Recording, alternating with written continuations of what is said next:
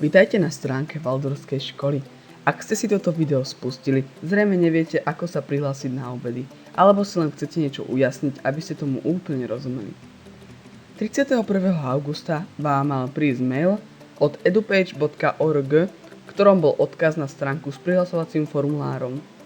Ďalej sa v maile nachádzali prihlasovacie meno a heslo.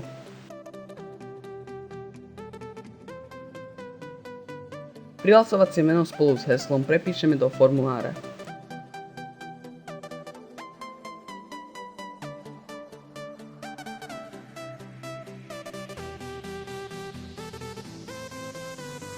Nachádzame sa na stránke s informáciami o danom žiakovi.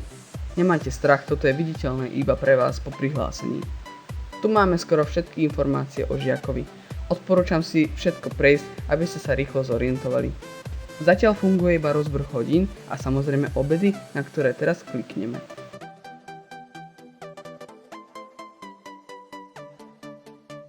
Výborne, sme na stránke, kde sa dá prihlásiť, označiť alebo odhlásiť obed. Hore máme dátum týždňa, na ktorý si chceme objednať obed. Ja osobne si teraz musím posunúť o jeden týždeň dopredu, lebo tento týždeň už bol. Vy si to tiež radšej skontrolujte. Chcem len upozorniť, že hore máme desiaty a nižšie obedy. Už stačí iba kliknúť na tlačítko Prihlásiť obed a vybrať si zo zoznamu A, B, C alebo D.